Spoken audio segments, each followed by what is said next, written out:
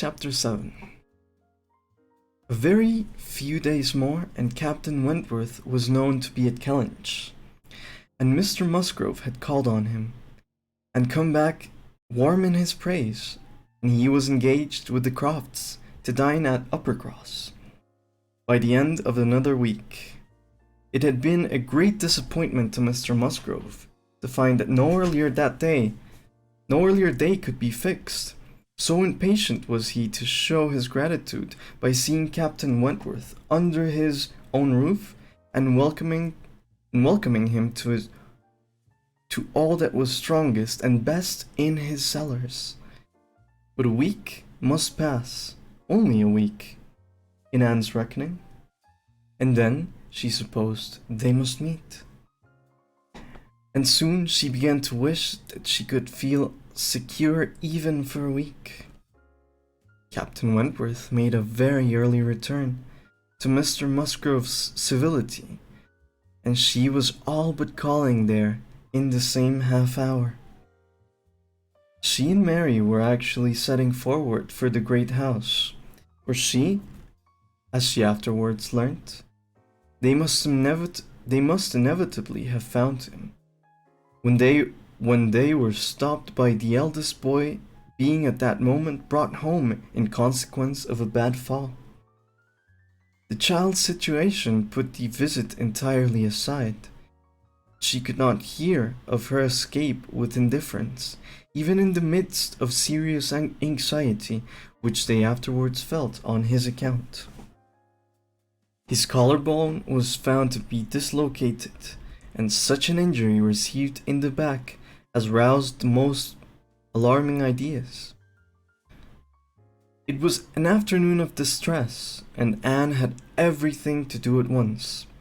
The apothecary to send for, the father to have pursued and informed, the mother to support and keep from hysterics, the servants to control, the youngest child to banish, and the poor suffering one to attend and soothe, besides sending, as soon as she recollected it, proper notice to the other house, which brought her an accession of rather frightened, inquiring companions than of very useful assistants.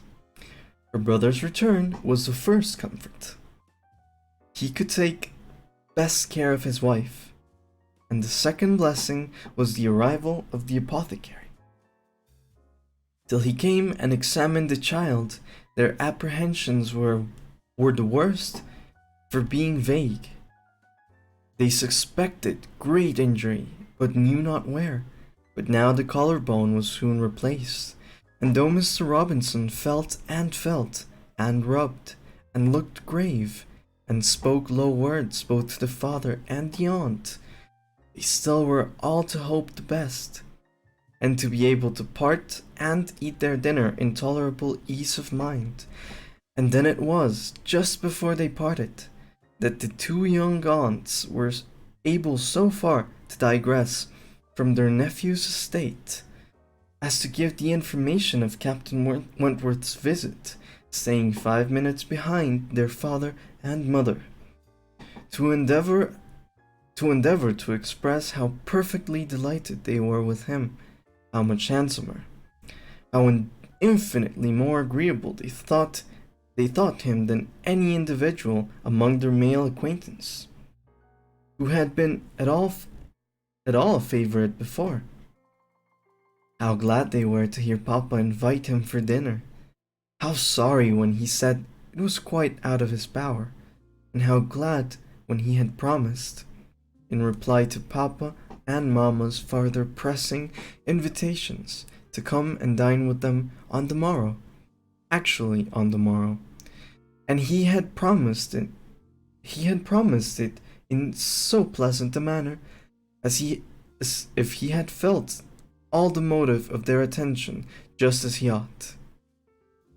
And in short, he had looked and said everything with such an exquisite grace that they could assure them all their heads were both turned by him, and off they ran, quite as full of glee as of love, and apparently more full of Captain Wentworth than of little Charles.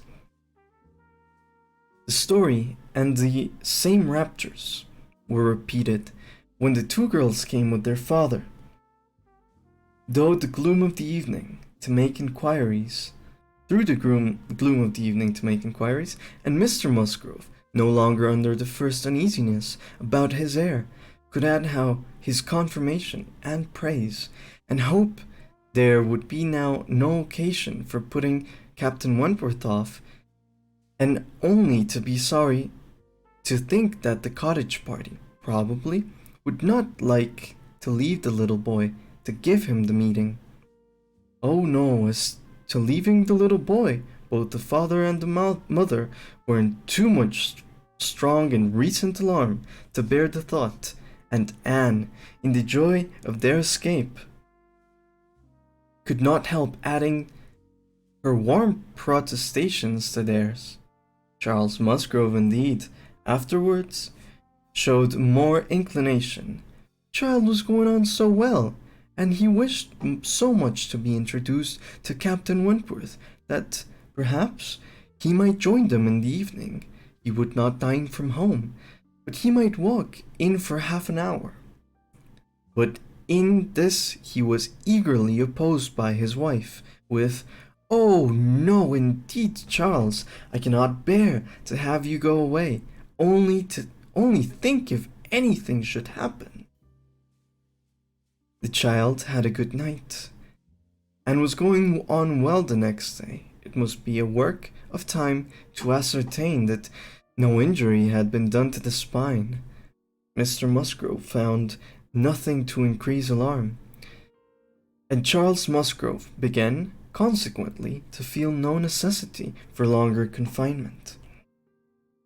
The child was to be kept in bed and amused as quietly as possible. But what was there for a father to do? This was quite a female case, and it would be highly absurd in him, who could be of no use at home, to shut himself up. His father very much wished to meet Captain Wentworth, and there being no sufficient reason against it, he ought to go, and it ended in his making a bold public declaration. When he came in from shooting, of his meaning to dress directly and dine at the other house. "Nothing can be going on better than the child," said he, "so I told my father just now that I would come, and he thought me quite right. Your sister being with you, my love, I have no scruple at all.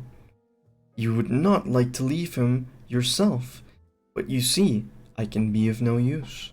Anne will send for me if anything is the matter." Husbands and wives generally understand when opposition will be vain. Mary knew, from Charles' manner of speaking, he was quite determined on going, and that there would be no use to tease him. She said nothing, and therefore, till he was out of the room, but as soon as there was only Anne to hear, "So you and I are left to shift by ourselves with this poor sick child, and not a creature coming near us all the evening. I knew how it would be. This is always my luck. There is anything disagreeable going on, men are always sure to get out of it, and Charles is as bad as any of them. Very unfeeling. I must say it is very unfeeling of him to be running away from his poor little boy. Talks of his being going on so well. How does he know that he is going on well, or that there may not be a sudden change of half an hour hence? I did not think Charles would be so unfeeling. So here he is to go away and enjoy himself, and because I am the poor mother, I am not allowed to stir. I am not to be allowed to stir, and yet I am sure I am more unfit than anybody else to be about the child. My being the mother is the very reason why my feelings should not be tired. I am not at all equal to it. You saw how hysterical I was yesterday. But that was only the effect of the suddenness of your alarm, of the shock. You will not be hysterical again. I dare say we shall have nothing to distress us. I perfectly understand Mr. Robinson's directions, and have no fears. And indeed, Mary, I cannot wonder at your husband. Nursing does not belong to a man. It is not his province. A sick child is always the mother's property. Her own feelings generally make it so. I hope I am as fond of my child as any mother. I do not know that I am of any more use in the sick room than Charles, for I cannot be always scolding and teasing the poor child when it is ill. And you saw this morning that if I had told him to keep quiet, he was sure to begin kicking about. I have not nerves for this sort of thing. But could you be comfortable yourself to be spending the whole evening away from the poor boy? Yes, you see his papa can. Why should I not? Jemima is so careful, and she could send us word every hour how he was. I really think Charles might as well have told his father we would all come. I am not more alarmed about little Charles now than he is. I was dreadfully alarmed yesterday, but the case is very different today. Well, if you do not think do not think it too late to give notice for yourself, suppose you were to go, as well as your husband. Leave little Charles to my care. Mr. and Mrs. Musgrove cannot think it wrong while I remain with him. Are you serious? Cried Mary, her eyes brightening. Dear me, that's a very good thought. Very good indeed. To be sure, I may just as well go as not, for I am of no use at home, am I? And it only harasses me. You, who have not a mother's feeling, are a great deal the properest person. You can make little Charles do anything. He always minds you at a word. It will be a great deal better than leaving him only with Jemima. Oh, I shall certainly go.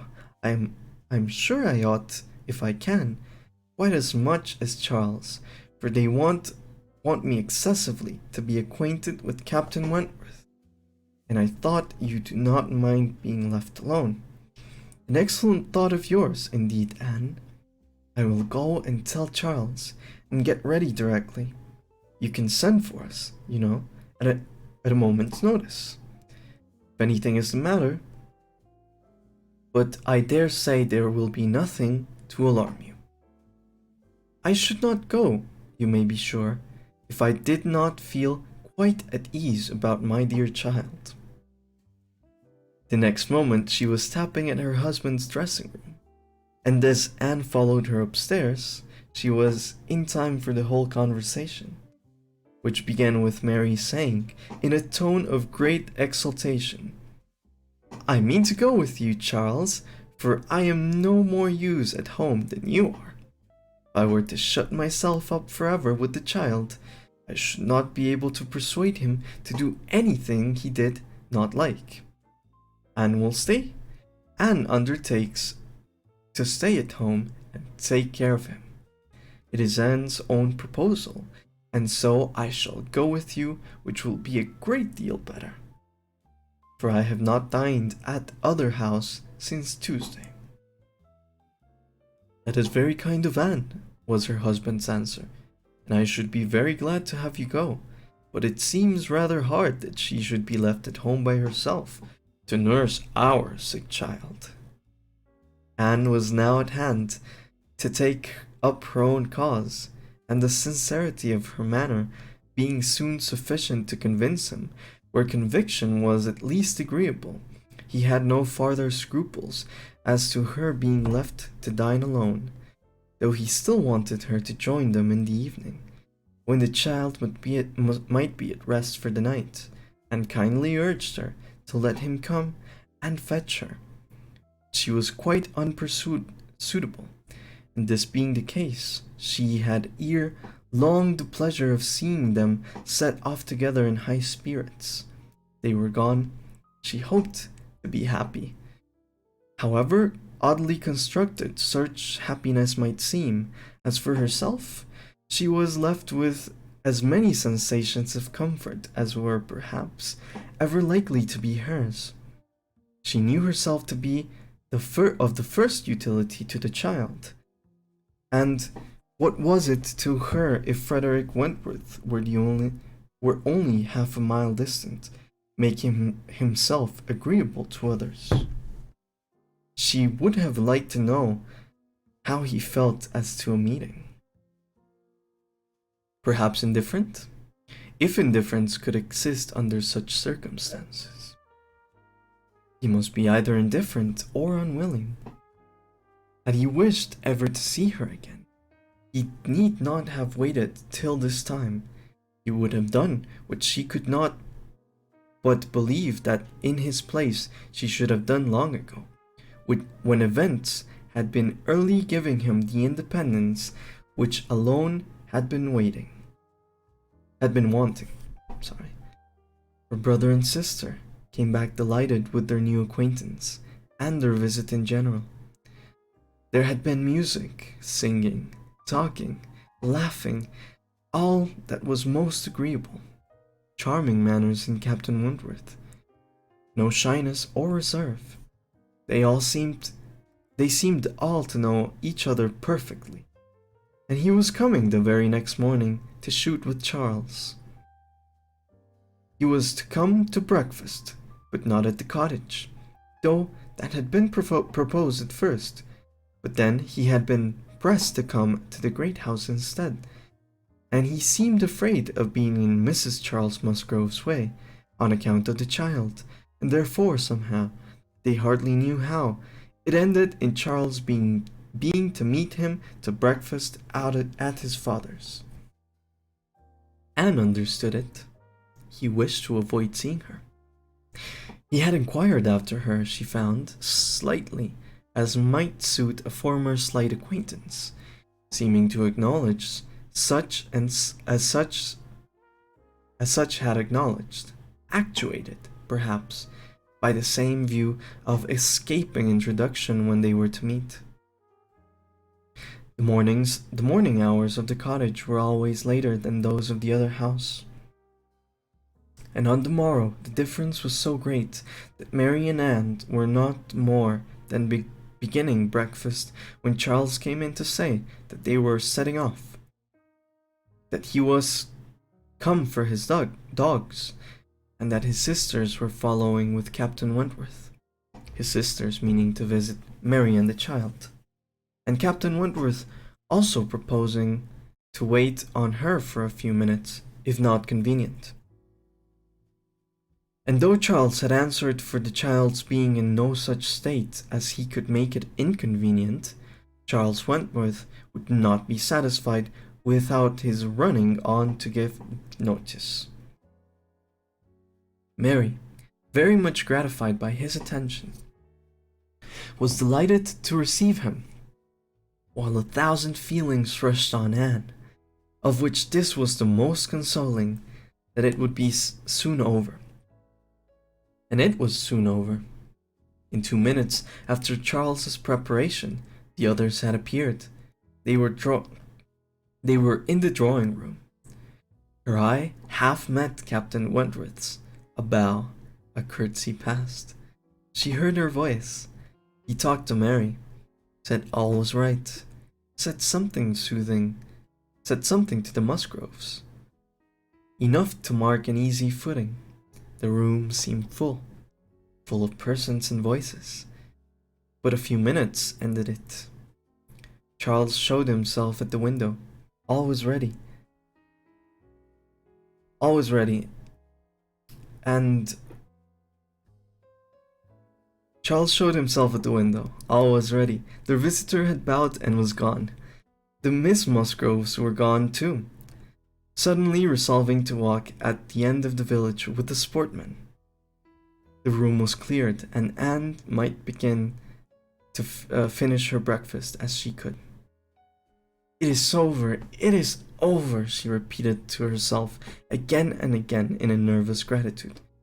"The worst is over." Mary talked. She could not attend. She had seen him. They had met. They had been once more in the same room. Soon, however, she began to reason with herself and tried to be feeling less.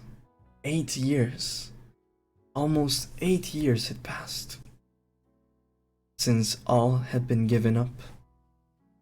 How absurd to be resuming the agitation which such an interval had banished into distance and indistinctness. What might not 8 years do? Events of every description, changes, alienations, removals, all must be comprised in it, and oblivion of the past. How natural, how certain too. It included nearly a part of her own life. Alas!